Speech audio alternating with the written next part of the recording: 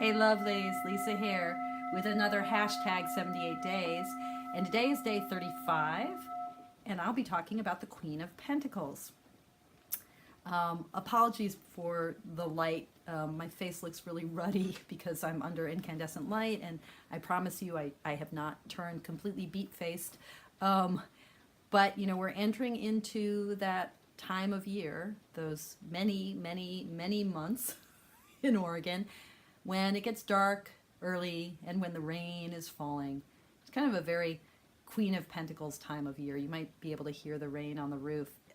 Oregon rain is really gentle rain. I mean, it's soft, kind of relentless. But it's that, you know, that rain that just soaks into the rich, dark earth, you know. It's that incredibly fertile combination of water and earth that I think is so, you know, marvelously Queen of Pentacles-y, right? It's so nourishing. It feels so luxurious, right? It smells so good. I remember when I first moved to Oregon, literally coming off the airplane. It was February, so it was in winter, and like I looked around, everything was green, and everything was moist and foggy, and that smell of the earth, you know? Yeah. It's Queen of Pentacles time. So we're also joined today, not just by the rain and by the Queen, but by another Queen. This is Tara.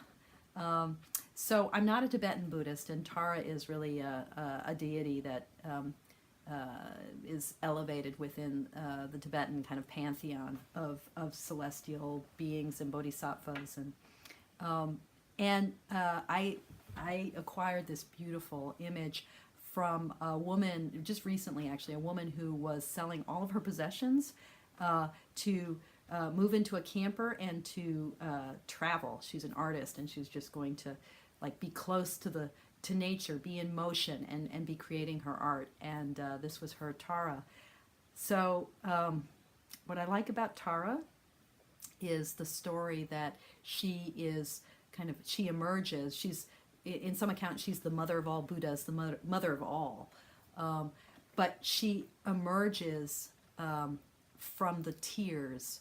She manifests from the tears of Avalokiteshvara, the Bodhisattva of compassion. So Tara is literally the expression of compassion. And in this sense, although, you know, Tara,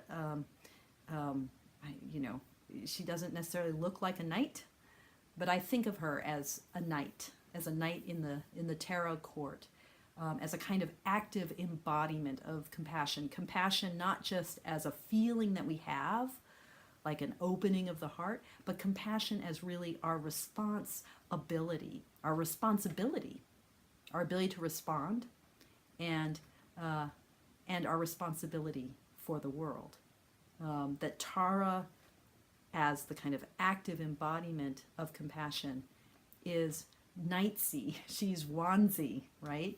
She's expressing that sense I was talking about yesterday with the Knight of Pentacles, of the knight as the court card associated with wands and associated with fire, as the place where the world grabs us and we are compelled, driven to do something, to act, to be in service, to respond, to go rescue that damsel in distress, right?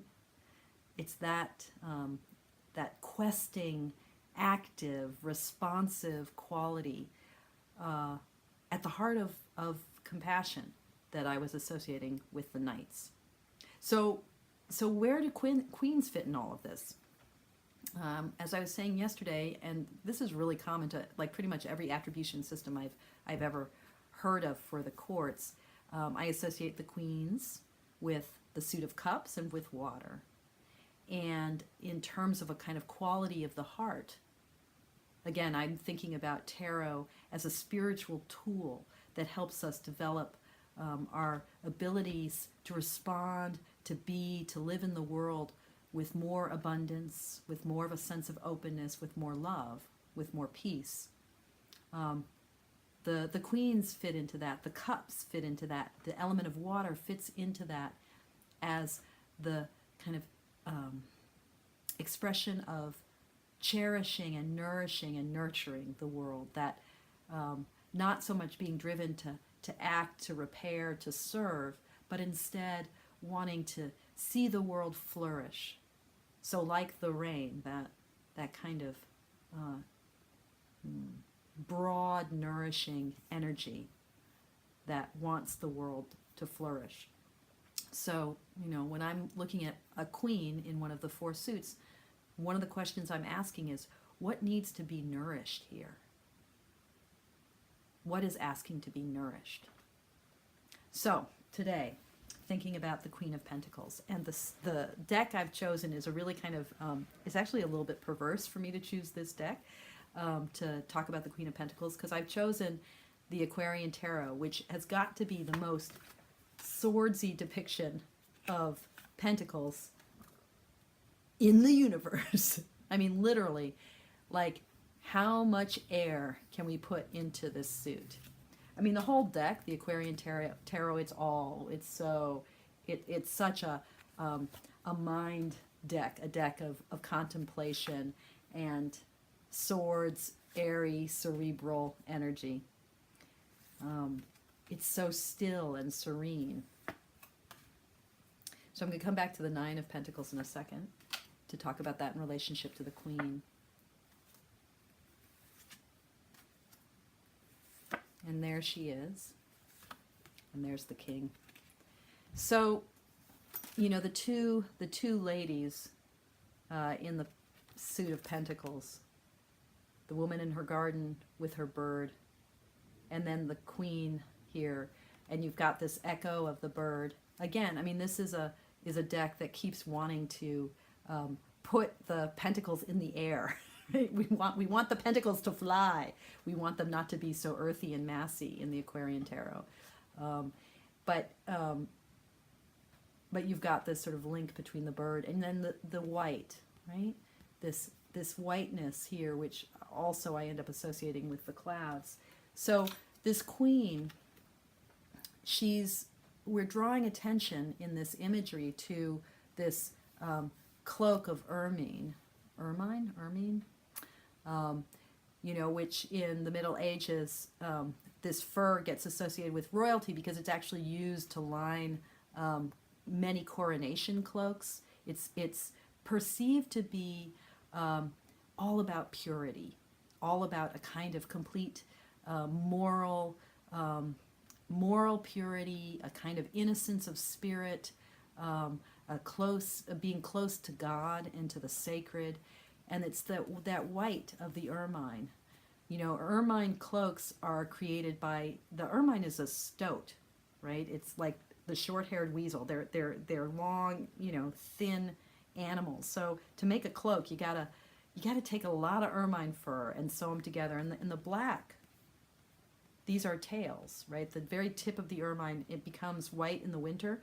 In the summer, it's brown with a white belly and a black tipped tail. So it becomes pure, but the very tip of the tail remains black. It's almost like the whiteness, the purity of the coat of the ermine is accentuated. It becomes all the more pure because there's this black spot. The spot is what lets us know how white the white is.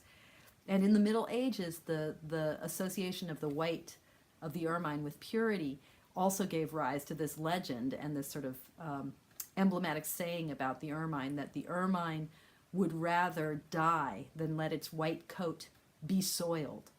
So it would hold on to its purity to the point of death. So why is our Queen of Pentacles wearing this emblem of purity? In a lot of ways, I think for many, many, many of us, the Queen of Pentacles, we associate, it's like the rich, dark earth. We associate her with the Empress, with fertility and fecundity, with a sense of sensuality. This Queen looks quite chilly, and it doesn't help her chilly appearance that she's wearing a wintry cloak. This doesn't seem so much the Queen of Pentacles. This seems like more Queen of Swords or something. But what I love about this depiction is precisely this attention to a kind of purity. There's something about what it means to be all in, to be completely, to have integrity all the way through. A purity that's not about not being soiled, right? Because the ermine, I mean, this purity of the ermine has the black speck in it, right? His tail, her tail, remains black, no matter how white she gets. But there's something about the kind of purity that David Palladini is calling forth in this image, which is the purity of nature itself. It's a purity that includes everything, right? It's a purity that leaves nothing out. It's all in, it's all there. There's nothing missing, there's nothing that gets shut out. It's a purity that is so pure, it can contain impurity too. Do you know what I mean? It's the purity of nature, where there is no meaningful distinction between what's good and what's bad. The purity of nature, which is, it's all there. It's winter, it's summer, it's spring, it's fall, it's white, it's black, it's all there. And it's that quality of it all being there, it all being part of this world, that I associate with the Queen of Pentacles. You know, she really is the rain upon the earth, the rain that soaks everything, that nourishes everything. So how can we aspire to this purity that holds everything? A purity which we might also see as just a kind of completeness, of acceptance. The way that the earth accepts the rain, the way that the rain soaks the earth. Okay, I don't know if that made any sense at all. This is one of those videos. But I've gabbed on for 12 minutes, and as always, I thank you for joining me, and I thank you for your practice. Take good care.